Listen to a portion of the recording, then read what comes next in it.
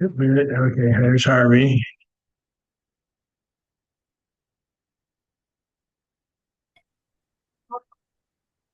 Hello, Harvey. Good to Hey, see you. man, He's Chamberlain, made it on time. right there. I was there. We're at it recording now, so what we're going to do, we'll go ahead and get started here. I'm just trying to get my head together on this. 7 o'clock. We got Bob Pachansky here, and we got Craig Wilson, and your name again is Mark Bauer. Mark Bauer. And Bauer. Farmer. Mhm. Farmer. Actually, it's not or the BAGER. Okay, as usual, we usually start the meeting at 7 o'clock, which is right now. We've got it recording, and we've had a busy day today. So we started off this morning at 11 a.m. At City Hall, and we had a number of speakers there. We had Councilor Mitch Green of Portland City Council as a speaker. I introduced the reasons, our Armistice Day, why we were there at 11 a.m. on the 11th month at the 11th hour. We rang the bell 11 times, and then I read a proclamation, Armistice Day proclamation. I'm going to read it real quick because I think it needs to be recorded here. Armistice Day Proclamation for Veterans for Peace, PDX, Chapter 72, Portland, Oregon, on November 11th. Whereas November 11th, 1918 was designated Armistice Day after World War I, a time not only to commemorate the end of the war to end all wars, and honor veterans, but to solemnly reflect on the horrific consequences of all wars. And whereas 40 million civilians and military personnel had been injured, died from combat wounds, caused or war caused by famine and disease. And whereas Americans and Europeans were so disgusted with the Gatling guns, the mustard gas, the bayonets, they organized parades, vigils that celebrated peaceful reconciliation instead of war. And whereas Minnesota Frank Kellogg was awarded the Nobel Peace Prize in 1929 for his contribution to the Kellogg-Briand Pact, which called for renunciation of war as an instrument of national policy, something that's part of our mission statement also for Veterans for Peace. Congress even passed the law in 1938, making November 11th a national holiday dedicated to global peace. And whereas we live in extraordinary times of perpetual wars, the rise of fascist nationalism, white supremacy with growing racist violence, xenophobia, international trade wars that are creating global tensions and reigniting the Cold War arms race and the proliferation of nuclear weapons, putting the world on the brink of a nuclear doomsday. And whereas since the inception of our country, the courageous men and women of our Army, Navy, Marine Corps, and Coast Guards deserve respect of this nation, but for too often their lives have been wasted in senseless wars and interventions for the security of profits, not for the safety of this nation. Whereas war and climate change are interlocked as military aggression takes lives, lays waste to cities, agricultural lands, forests, destroying ecosystems, leaving surviving populations forced to seek refuge on foreign lands. And whereas, if we are truly to honor our fallen, pay our veterans the respect they deserve, they who have endured much and persevered, then we must declare an armistice to end all wars, wage peace, people over the Pentagon, and a Green New Deal. Therefore, we of Veterans for Peace PDX Chapter 72 of the City of Portland, Oregon, the City of Roses, do hereby proclaim November 11th, 2025 to be Armistice Day in Portland, Oregon, and encourage all residents to celebrate peace by divesting from war, stop arms to Israel, and to work for peace at home and peace abroad, and to uphold our values of justice and freedom and democracy for all. That's what we read today, and we had the speakers follow up. It was a great turnout, and I'm putting those up on video. Now, the next thing we do is we like to try to make introductions of everybody. Of course, I'll say, again, Dan Shea, Marine Corps veteran, 1968, and in the Philippines in 1969. And I'll just pass it on. Mark Bauer, I was in the United States Army from 1972 to 1974. I served in the 1st Infantry Division. Bob? I'm Bob Pujansky. I was in the Air Force from 53 to 58, in the New York Air Guard till 67. Great. I'm Craig Wilson, my first time here, and I was naval officer from 1985 to 1991, and in the field of cryptology or signals intelligence. And so we're going to kind of skip over, old business, and we're going to go to Craig. I just want to get something here. Look at my darn phone is all over the place. I'll toss in on this. I'm Harvey Thorstead, Good, Harvey. Vietnam vet, advisor, also an atomic vet, having personally witnessed a 32 atomic airbursts from a distance of about 22 miles. Peace seems to be further and further away these days. That's about all I have to say at the moment. Let's see here. What am I missing? I'm missing your bio. I don't know where it went here. Oh, really? Yeah. See what I mean?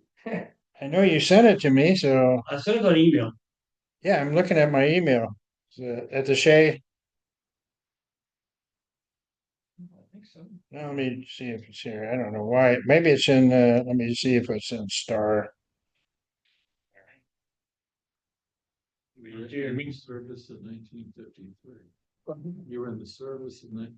Let's do this. And that's till September. Was it during Korean War?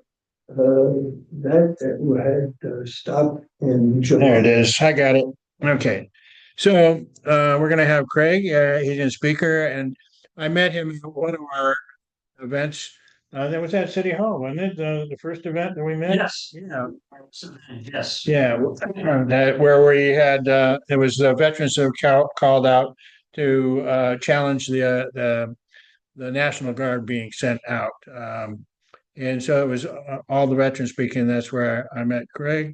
He's also with Indivisible. So Craig is a former U.S. Navy officer and cryptologist who served from 1985 through 1991. And while stationed at a remote site overseas, Craig forward deployed on submarines with small groups of signals intelligence personnel on classified missions.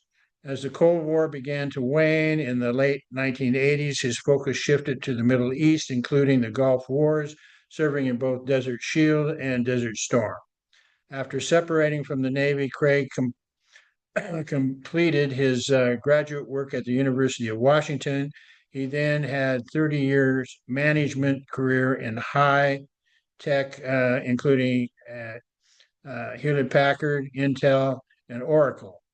Most recently, Craig was the vice president of operations for a high-tech startup, RealWear, that builds augmented reality solutions for frontline industrial workers. As a lifelong independent, his political views are across the board. He's very interested in promoting a viability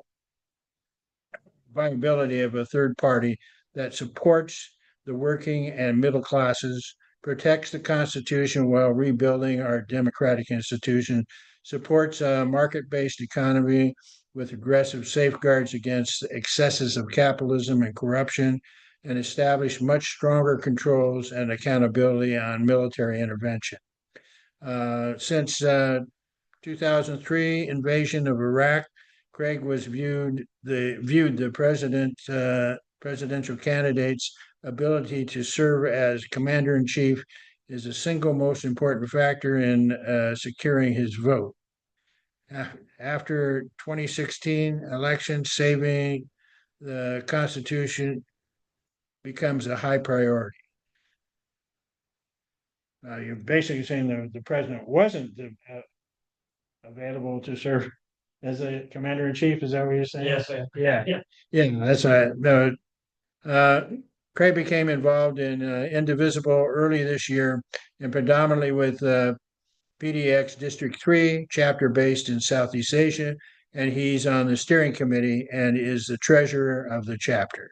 So I want to welcome Craig here, and yeah, just tell us a little bit about yourself. Come on up here. Get a little closer. All right. Well, thank you for having me. And my intent here is twofold. One is to talk about a little bit about Indivisible and Veterans for Peace and some potential areas of mutual support that I see. But since this is my first, I'm a relatively new member of Veterans for Peace, and this is my first meeting here. So I'm going to give you a little bit of an intro. This intended to provide a little bit of context around how I got to those two places, organizations, and where I see the crossover, but also just to introduce all of you kind of a little bit about me. Thank you for the introduction. That was helpful. So Dan spoke to our Indivisible chapter last week and gave a very moving personal account, personal story of his experiences, and people are still talking about it, and I'm so grateful that you did that, so thank you. Now, while I give some of my personal story here, I'm going to tell you right now, it's not nearly as compelling as Dan's talk was last week, but at any rate, I'll do my best here.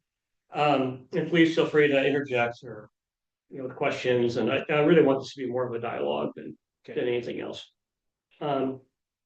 So I'm one of those folks who grew up in a family that embraced its connection to military history, its ancestry to military history. I heard all the stories of going back to the Revolutionary War and both sides of the Civil War, and got that kind of romanticized, distilled version of events, and my ancestral connection to it, all that. That's a not an uncommon experience, and I think probably part of our culture of glorifying war that I experienced at the time. I was maybe a little naive to see that then. My great uncle was a Navy cryptologist, and he served after World War II, late 1940s, but he knew the folks that broke the Japanese Purple Code and had some of those stories. So if you saw the movie Midway, and that crazy captain who wore the bathrobe and his band of squirrely guys who were kind of working in the back corners of the building. He was connected with that group, and he served. He was enlisted, became a warrant officer, and then eventually commissioned.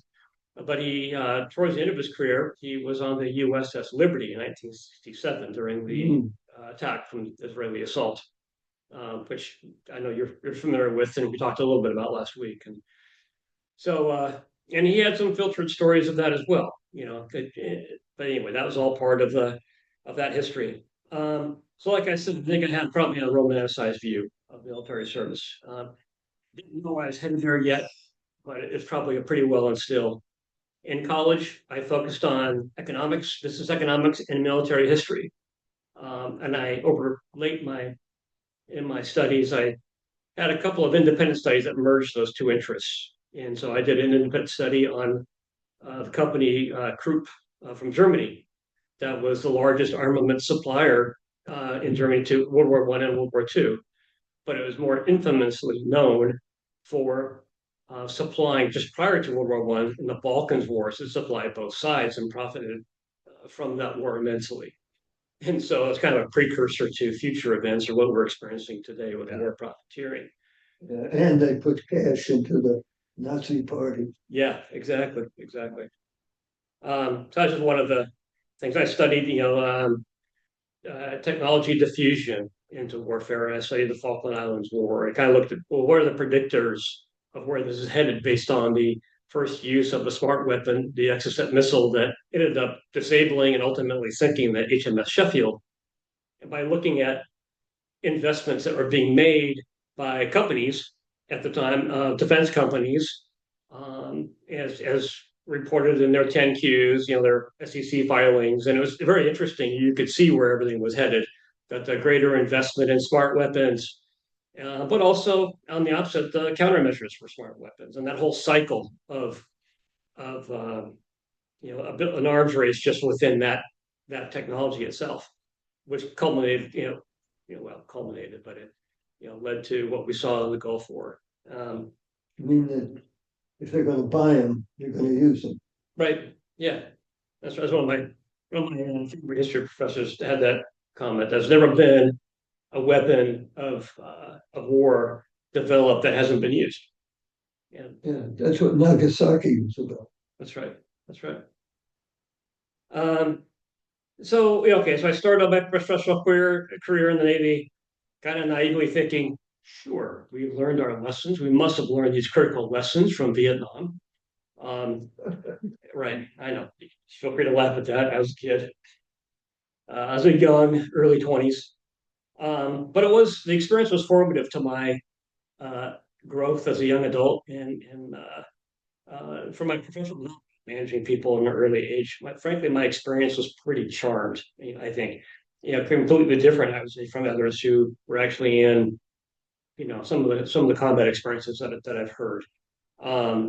And so, I really benefited from my time in the service. And my disillusionment came quite a bit later than that. But I want to talk a little bit about my separation from the Navy because there's a personal connection that we didn't quite finish talking about last week, which is, as I said, Dan talked a lot about his personal history, including the tragic story of his son.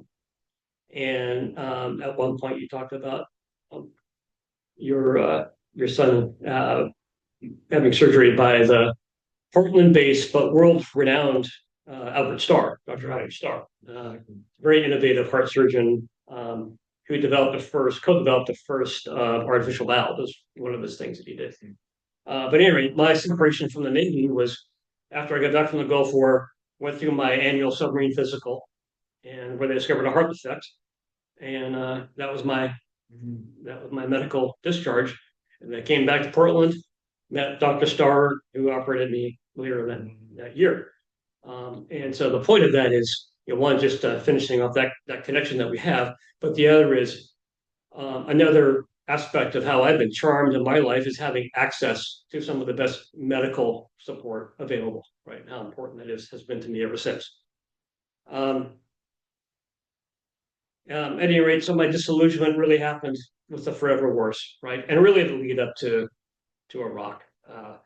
I could see very clearly, probably most people could, was the intelligence was flimsy, it was BS, and it was we were sold a bill of goods, and then a great human cost associated with it, and then the 20 years in Afghanistan. So I that drove a pretty hard kind of political shift or thinking about the responsibility of the commander in chief, about our decision making, about the controls around our interventions, and it's really misaligned incentives and agency costs. Whether it's the human costs, the financial or fiscal costs, the environmental costs you brought up, which I thought was an excellent point. That I want to talk about a little bit further. All of those things really came to a head with that time frame. So shifting to Indivisible, I've been involved in Indivisible last year after recovering from the Trump election, which bothered me quite a bit based on what I was hearing where he was headed and his administration. It appeals to a wide variety of political backgrounds. It's progressive oriented a bit, but it includes disaffected former Republicans all the way to Democratic Socialists, progressives, and moderate Democrats, everything in between. That its focus is really more on preserving democracy and the institutions of democracy within the American system and trying to strengthen those institutions. And in the meantime, are resisting as much of these actions from the untoward actions from the current administration as possible. Big focus right now is on ICE, for example, and this secret police tactics that we're seeing. And I'll talk a little bit more about that. It is a grassroots kind of structure. So within Portland, it's really small groups. We have 5 or 6 chapters just in Portland and probably a dozen just in the Portland metro area. So as I said, I live in Southwest and I do some work with them, but I'm really mostly connected with the group over here. And we meet over at the Montevilla Methodist Church. We are doing a lot of community organizing. We're working on a lot of specific issues. One of the things we're working on right now is really a preferred patronage strategy, if you will, or boycotts. One that was quite successful was the one against Disney after the canceling of Jimmy Kimmel, which ultimately led to him coming back. There's one active boycott right now with Spotify because of the ads that they're recruitment ads that they're featuring for ICE, right? And so we're asking people to cancel their subscriptions and move to alternative platforms. As one example, we're working on a broader, approach to Black Friday and November 5th of avoiding big box stores, Amazon, some of the online retailers, and really try to shop more locally. We don't want to hurt the local proprietors, but we are trying to avoid and inflict some damage and exercise a little bit of purchasing power in the economy to show our displeasure with any of those institutions that are supporting the Trump administration in any way. So those are just some of the things at the national level that are happening. More broadly, we are, as a strategy, we are connecting, building alliances, what we call pillars of support. For any administration, any functioning society you have to have the support of business interests. You have to have the support of the legal institutions and the support of education, right? And labor, police and military, faith institutions. All of these are trying to build partnerships across and really trying to shaming those that are actively supporting. And that's where the boycotts come in, for example, in the business realm. But then actively promoting those that are demonstrating some resistance. And so that was one of the reasons, in connecting with these pillars, one of the reasons why we brought Dan in to speak last week was connecting with the military and veterans for peace, if you will, that pillar. And so locally, what our chapter is working on is we're organizing protests locally. So I think the No Kings 2 that happened a couple of weeks ago. There were a number of groups. 5051 was another one, but we had a lot of folks who put in, dozens of hours just to pull that off and taking on safety roles. And thinking about it nationally, what happened was we had over 8 million people and not a single violent incident across the country. I think that's pretty remarkable given the scale of that. There was one arrest and it was a MAGA counter-protester, not too surprisingly. So we do those kinds of things. We participate in something called Signs of Fascism. If you've seen it, but it's kind of an eerie approach to protesting where people are standing at a distance with black signs, are all dressed in black, and the signs are black with white lettering. And it's just one statement of. Excuse me, is this an online thing? No, it's out in public. You'll see it out on the roadways if you're driving by. We did one out on 5th in downtown Portland. We've done it on one of the bridges. And we're trying to build this so we can kind of cover 2 bridges at one time. But you're spaced apart enough so there's one singular message that you drive by. And so it's like, okay, political prosecutions of your enemies would be, one example. Or development of a secret police would be another. Or When you're talking about doing the bomber shays. Yes, yeah, you let someone see it. You kind of think about the spacing and the base speed of the cars. So each one kind of sinks in. You think about it, understand it, think of an example, and then all of a sudden the next one hits you, right? And it's kind of, again, like I said, it's eerie, it's stark because you're in black and you're kind of showing, hey, this is really happening right now. It's a way it gets the message across. There are variations of it. One is for people walking through public space with someone beating a drum in the background. But that is one of the things that we're doing.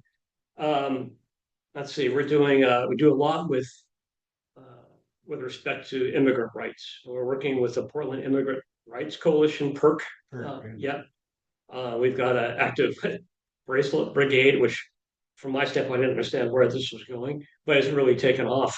And we've built thousands or made thousands of these things. We have a bunch of crafting women who are doing these things. They're handing them out for free for at-risk immigrants with the PERT phone number on it and everything else. But then other people buy or donate for these too, and becomes a fundraiser, but really to build awareness around the community of immigrant rights. There's our weekly flower vigil that one of our members hosts down at the ICE facility, a flower vigil for the taken, or broken families as a result of ICE raids. We are helping sponsor a fundraising campaign. We are sponsoring a fundraising campaign for mobile medical carts for people who get injured by ICE, by non-lethal munitions and tear gas that don't need to go to the hospital per se, but just some. But it happens every day, right? There's some kind of incident. So we're doing those kinds of things around the immigrants. We have a thing called Signs of Solidarity, which is where we go out and it's a canvassing approach with local businesses, where we go out and we talk to local business owners and say, we want you to know your rights and your employees' rights in the unlikely event of an ICE raid. And so we have a lot of literature that's available to them. We have some signs that they can post because they can declare certain areas off limits and be legally, unless there's a judicial warrant, which ICE typically does not have, then they cannot access those spaces. So it's more of an education to these businesses. That's been very successful. It's just been a really useful way to build community, engage in a dialogue with some of our local business owners. So that's the present focus, is a lot of these kind of tactical measures. But we will be shifting over the next year towards midterms and supporting candidates that we think will be fighting back. We will be shifting also beyond that, really looking at what is it that we want for the next presidential election? What kind of platform are we looking for? How do we want to strengthen our democratic institutions? Right? What additional safeguards can we put in place? And this is where I think there's potential for some really beneficial discussions within our groups. And so the message that I gave, I summarized. Unfortunately, we didn't have enough time for Dan's full talk, and I apologize for that. It's all right. But I took the liberty of just to the chapter, I wrote down some themes I thought would be useful for us. And the first one was fairly obvious, was that, okay, Indivisible members can support and stand shoulder to shoulder with veterans at events of interest. And we had today, for example, 5 people come down, right, from our chapter, and a couple others from Southwest. I saw Eileen was there. Yeah. And so that was great. And we can certainly do more of that. But there are just current issues that we all would agree on. We don't want militarization of law enforcement, and we don't the unconstitutional ICE tactics. We don't want intervention in Venezuela. We want the extrajudicial killings in international waters to cease. We want humanitarian aid to Gaza. I mean, all these kinds of things. I think we can support each other on. Stop threatening countries. I think there are 4 countries that the Trump administration threatened with military action last week alone. Mm-hmm.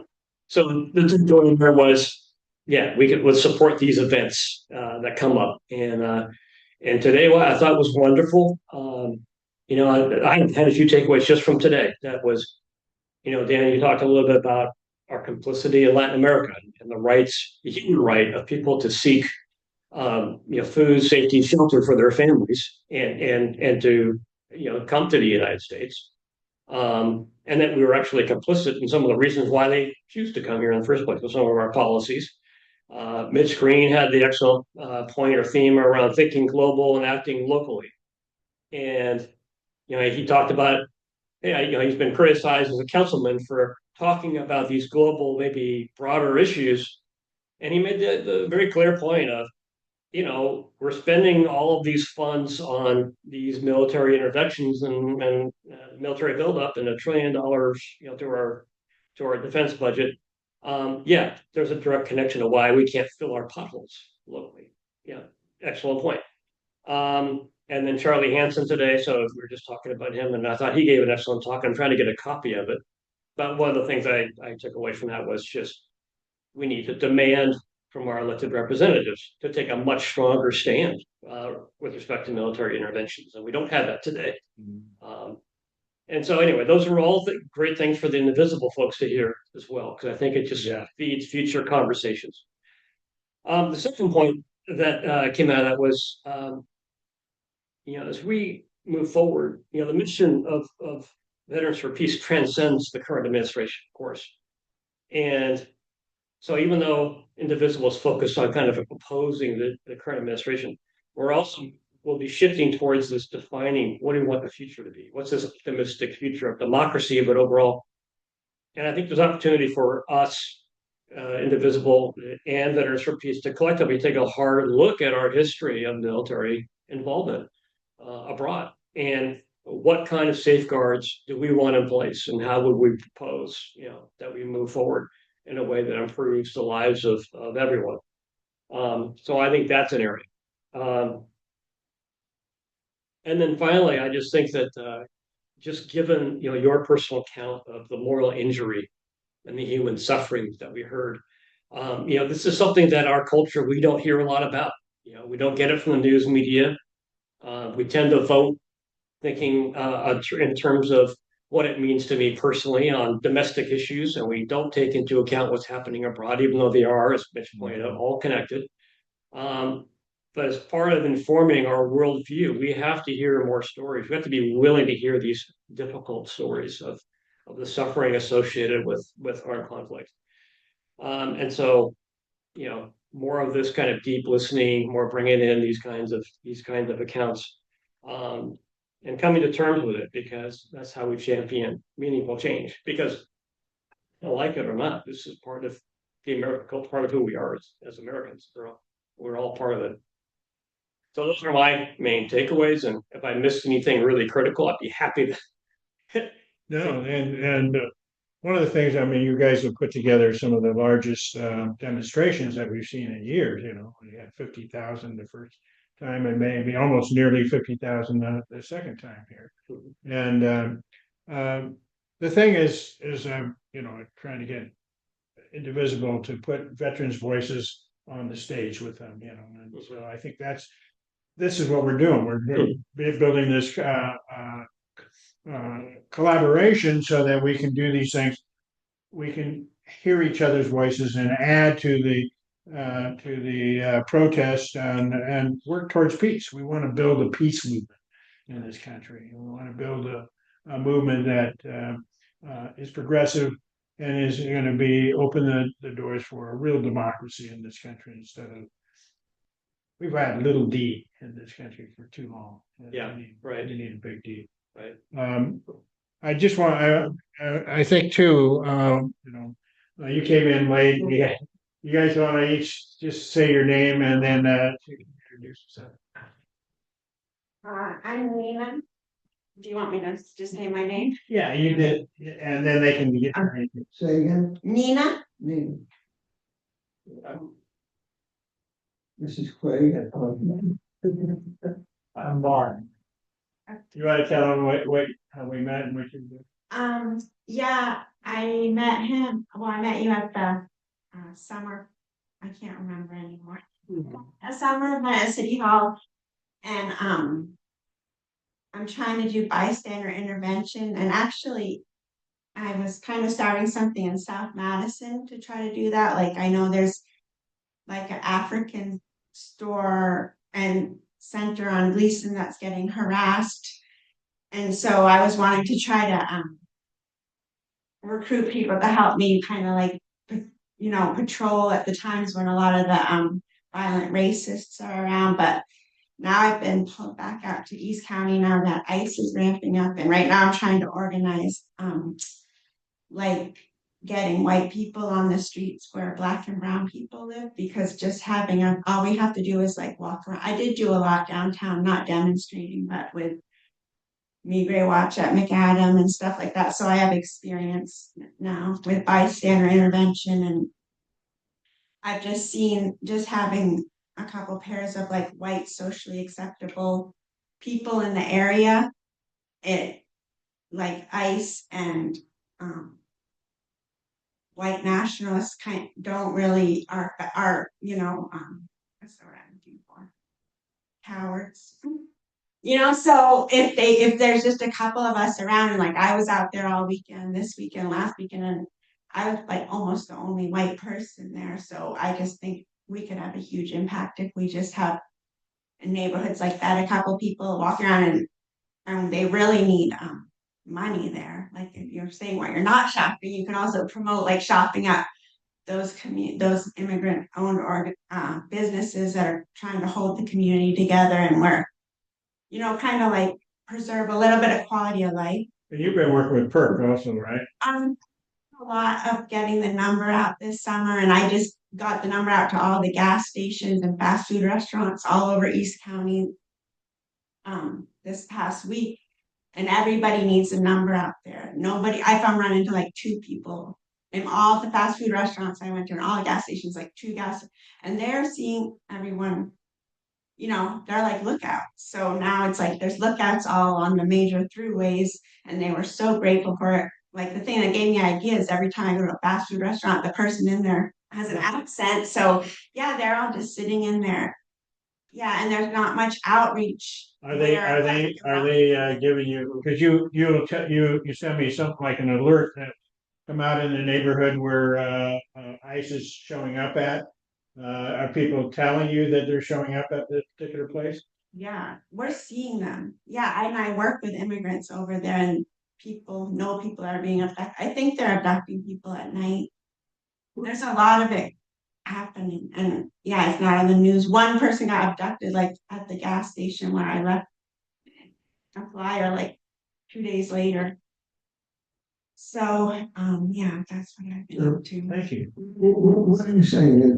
If there more white people walking around, what happens? Well, Doesn't drive by, they don't stop. Like I'm seeing ACE vehicles I mean, it's hard to tell now because they drive everything, but yeah, and they behave better. They just behave better. Like all I do, like down at the thing, looking at the guards, is just like look at them. Like, well, I'm a teacher, so I pretend I'm a teacher, and I just, like bad behavior, and it just they calm.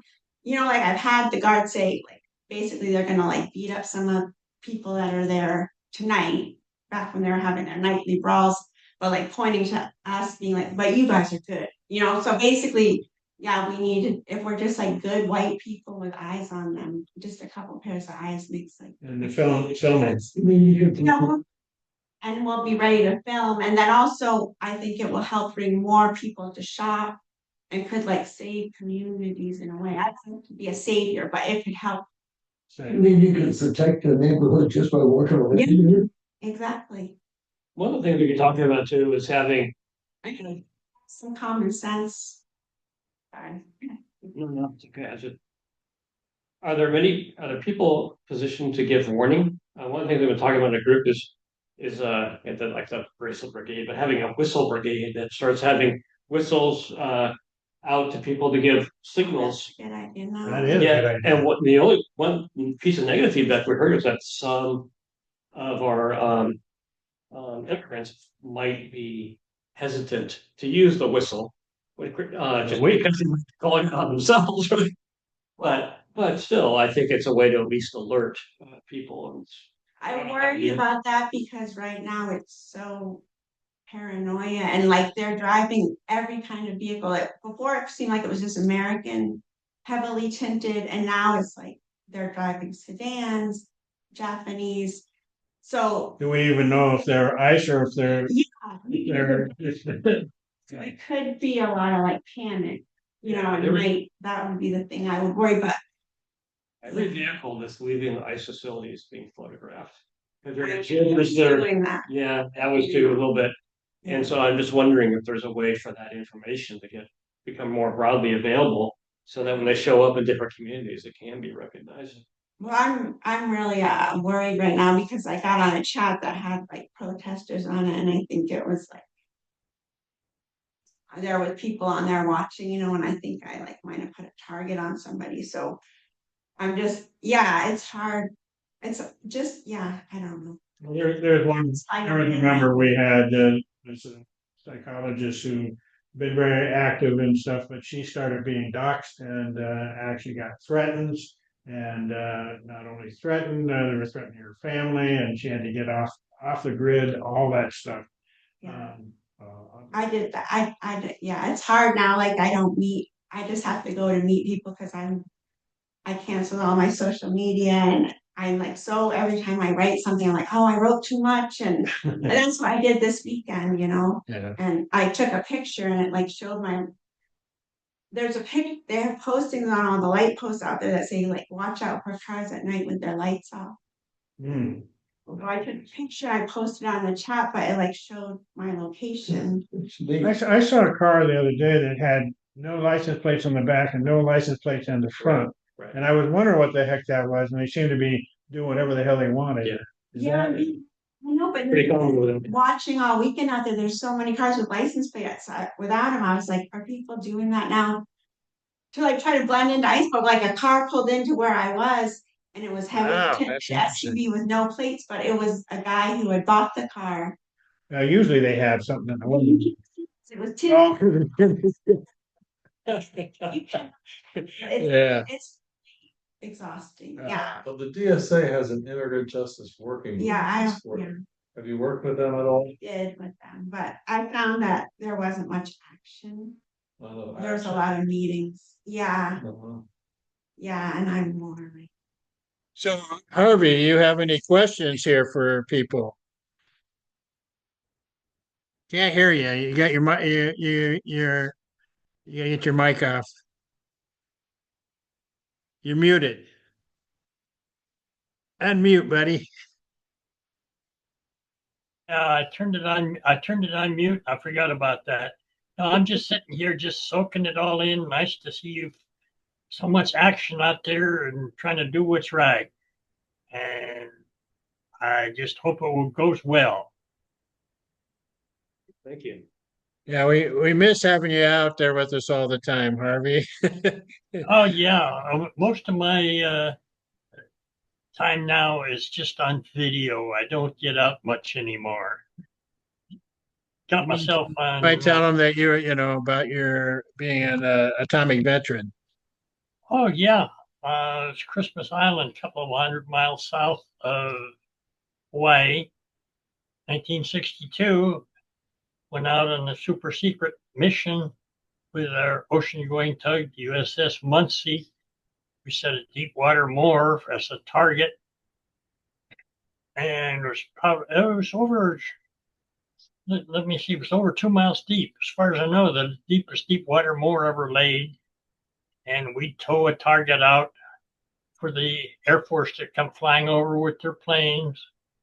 And then we beat feet to the other side of the island and watch the bursts go off in the air. It's kind of like sunrise in the west. And had film badges, oximeter, dark glasses, all that stuff. They gave us all a clean bill of health.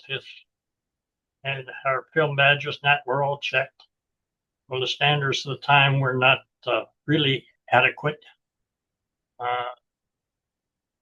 I found later, many years later, that I had thyroid problems, which is one of the first indications of radiation poisoning. Had half a thyroid out, but I'm still kicking. You still are. How many atomic bombings did you witness? There was 32 of them, airbursts all. Yeah. And they tended to set them off just before sunrise. So it was like sunrise in the west. And you could we could be up on deck and we with our dark welder like glasses on and see the burst. And then coming across the island, you'd see like looked like a straight line. As the birds were all taken to the air, and that mark that's coming across the island, you see the shock wave as it moves across the water with the ripples, and then it would hit you as you were standing there. After about 20 or so, I got a little careless one time in the wing of the bridge. The shock wave hit me when I wasn't quite ready for it with my camera up. And I got knocked about 6 feet back against the bulkhead. So, I mean, there was force in that shock wave. Wow. It's all super secret. We couldn't even tell our wives where we were. But they could send us newspapers that would tell us what we were doing. And you couldn't talk about this for how many years? It was top secret. Oh, it was top secret for a long time. I was on the list that I could not fly over Southeast Asia on any commercial flights because didn't want to take any chance of me falling into enemy hands or something like that. There was a number of us in that boat. Yeah. In Vietnam, I was an advisor, so I saw behind the scenes of much of what was going over there because I was part of the Vietnam community. But, well, I don't want to get into all those details now. Many of us have our tales from that. Thank you. Thanks for sharing. Thank you for the outline of it, at least. Yeah. How long, if you don't mind me asking, how long was it after that period that you experienced some of the health complications you mentioned? Oh, let me think. It was probably about 15 years. Yeah. It was a long time. Yeah. And the VA does not, I'm a disabled vet, but my disability is for hearing because I was engineering officer exposed to loud noises without ear protection. They don't recognize anything from the radiation poisoning, which they just don't recognize that. They're just starting to, Harvey, and the PAC Act. One of our other veterans, Ken Cropper, who I've introduced you to a few times, was on submarine, and he's going through some problems, and finally got a doctor to say that his exposure to radiation is causing part of his illnesses, and they did recognize they gave him 10%, and so he's going through that right now. He's still fighting on a lot of different issues there, but. So the PAC Act has opened up. It's just the bureaucracy of the whole thing is making it difficult for people to get anything done. But yeah, they're starting to recognize it, and that's why veterans need to be organized together to call and make them stand up, and that's why we support VA healthcare. But it's the politicians that are there holding the money back and holding the what will be recognized and what will not be recognized. So then that's where the burn pits are being starting to recognize under the PAC Act and their exposure to depleted uranium. So yeah, some of the veterans talked about that today at the ICE event. Also, just to let you know, tomorrow on November 12th, we're going to Healthcare for All Oregon is going to have a webinar panel. You can register now at bit dot, I think that's an ly hashtag HCAO veterans, and that'll get you into so you can attend the webinar. But it's going to have Suzanne Gordon and is going to be there talking about veterans health care. It's examining universal health care through the lens of military veterans. And so they have me on there. I'm going to have Suzanne Gordon and Valdez Bravo, who is the president of Healthcare for All Oregon and is an Army veteran and spent many years working up at the VA. And is a good friend. And Betsy Zucker, who is practicing nurse practitioner who worked at the VA, took care of my brother for many years, and is a labor activist and single payer activist, and spoke at our convention for Save Our VA. So that's going to be tomorrow, and I put that out on our web link, so you can on our listserv, so you can kind of take a look at that. I'll put it up again. So that'll be at 6 p.m. and you guys have that, so you can. So just another event that's going on. And then you mentioned Venezuela and the idea that they're bombing things. So no war on Venezuela, no troops on the streets. There's an event Sunday, November 23rd, 2:30 p.m. educational at Portland Central Library in room 18. And then at 4 p.m. rally at Pioneer Courthouse Square. So it'll be a teach-in, and then people will march over to Pioneer Courthouse Square. And that has co-sponsors the Cuban Solidarity Committee, Veterans for Peace, our chapter here, Resist U.S.-led War, PDX, and Workers' World Party. So, and I've been working with this coalition for quite a while. Yeah, this will be a good thing for people to come out. It's just insane that they're bombing these fishing boats, but that's just the beginning of a threat to overthrow the government of Venezuela. Right. Any other questions? Anything else anybody have to say? Well, I contacted representatives around the extrajudicial killings and just saying, please promote as loudly as you can the long-term accountability, because there's no statute of limitations for murder in any of the applicable legal frameworks, whether it's international law, federal, or UCMJ. So I'm hoping. Did you call? Pardon? Did you call? Yes, I called. My congresswoman is Janelle Bynum. Oh. Yeah, because I'm technically District 5, and then the two senators. One thing I think a veterans organization can do is help organize inside the services. Because I was in during the Vietnam War, and I mentioned the Chicago Area Military Project provided organizers, and we actually tried to stop a NATO exercise at one point. But the whole movement was dissipating at that point, and importantly, the civilian component of it is. So I think with the war crimes that are taking place in the Caribbean and the misuse of the forces domestically, I think one strategy that I'd like to see is we reach out to get them to organize themselves. And they have the right to organize themselves to petition. They have the right to protest. And I think the civilian component, the tail doesn't wag the dog. We need a civilian component in order to give people the support to do what they need to do inside the service.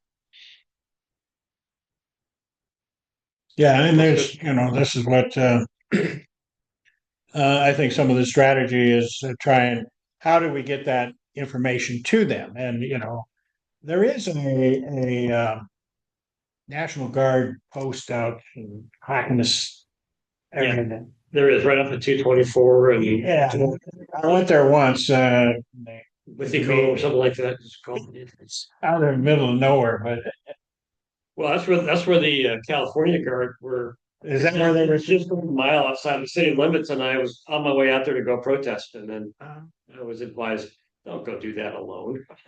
I didn't. Yeah, I know. During the Iraq and Afghan War, Colonel Ann Wright was handing out films of Sir No Sir, and got arrested a number of times. But that was also, taught that whole video. It actually talked about, organizing with inside the veterans, and of course they had their own underground paper distributed throughout. And the guard's a completely different thing. Yeah. They're integrated in the community. Now, I did send a note over to an organization of dependents, spouses and families. Yeah. And I have not heard back. But there are that kind of organization, especially for support when these folks go overseas. Um, so I think maybe we'll look at the ecosystem of different groups that exist around the Guard and the other troops that might be mobilized. This initial group they're putting on the streets, though, are pretty much volunteers. Then they're pretty much cops. Right? The first 200, they have about 200 military police and police certified troops, and that's who they would use first. Well, the other two is like, so maybe we get the governor to tell the National Guard they got to start delivering Meals on Wheels and keep the guard busy. I would support that work. I remember that's what I liked about his speech, saying like, because I was thinking the same thing downtown, looking at the guards, like, we could talk, we could like, yeah, they're humans too. We're humans, like. Well, in the National Guard considered almost like a part-time job almost. Yeah. So, I mean, that means they're in the community and then they go to work and go back and forth. So It's if more we like can reach them into the community, I don't know. it's more like a hobby. Huh? It's not like a job. It's more like a hobby. Hobby. They actually get sent to war, though. Yeah. They actually get sent to war. Yeah. In my time, they didn't, right? If you were the Guard of the Reserves, you would not go overseas. In a unit in New York that was so connected that it didn't get fouled up during World War II. Uh-huh. So if we wanted a nice, safe place to hide from getting hurt, that was it. But I mean, without a draft, I can't speak to that. I don't know what that's about. When I was in the Guard, So you were in the Guard. I was in the Guard in New York. Oh, in '67, did you say? I was in the Guard from about, I don't remember when I started, but until '67. Uh-huh. In '67, I was in a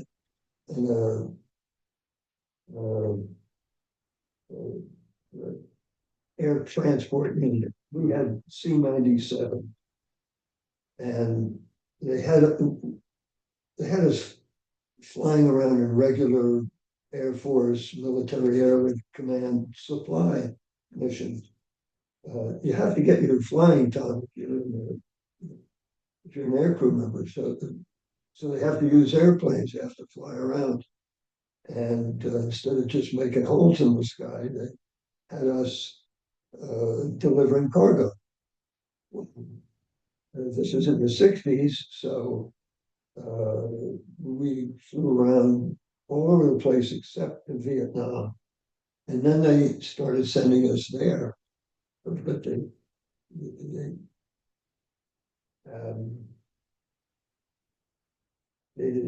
got pretty sneaky about it. They scheduled a trip for someplace.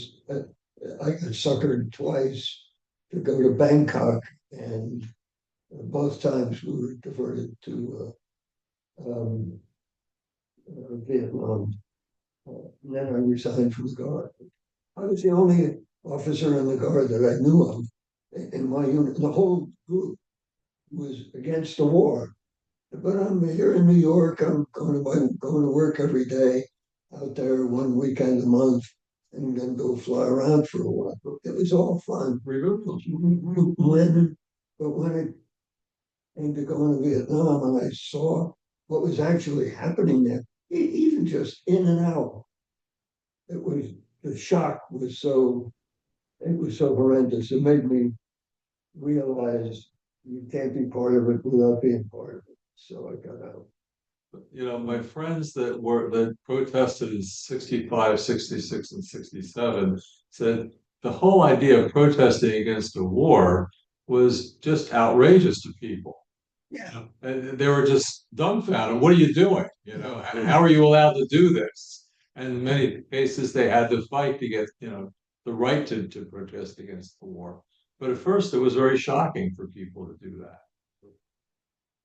Yeah, it was, I'll tell you, ever since the 60s, I have found the American flag, Star and Stripes, a repulsive symbol because that's what people started wearing. If you supported the war, you wore that thing in your buttonhole, and they waved the goddamn flag. And it, something that I had always, when I was a kid, I remember looking in the encyclopedia and there were pictures of the flags of all the different countries, and I thought, ours is the best. And I was a big fan, but I think Vietnam was quite an eye opener. Well, the war on terror, we killed what, over 2 million innocent people in Muslim countries, right? According to the what is it, the You were talking a minute ago, a few minutes ago, about war crimes in the Caribbean. Those aren't war crimes, those are just crimes. There's no war. The military is doing it. The shame that brings on the U.S. Navy and anybody else, I mean, there's no way to erase that. It's just a crime. You can't do that. I mean, there's no perceivable threat against a naval warship or a Coast Guard cutter, or the SEAL teams have the best interdiction capabilities ever developed. There's no threat. Well, they're trying to create a Gulf of Tonkin event and get some kind of reaction. The same as ICE is trying to bait people to be violent Well, good. right now, she wants to come, with his propaganda, that's what they were trying to do, Yeah. It's okay. Yeah, no, so I got observation times. And it's worth remembering that Obama started this stuff. When did you start? He started doing it, sending drones out to kill whoever he thought ought to be killed. Now, these people are way, way worse than Obama.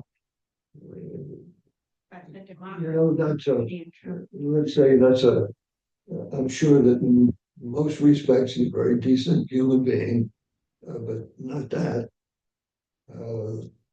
There are real good reasons for due process when it comes to hurting people. Yeah, I appreciate it. Well, I think this has been a great discussion, and I really, really want to thank you for coming and speaking for our event. I had a great pleasure and honor of speaking before your group. We have just an ongoing dialogue between the groups. And since this is recorded, I will try and put it up on YouTube, and I'll send it out to the national VFP, and that'll reach out to chapters across the country. Good. Yeah, so Great. that's good.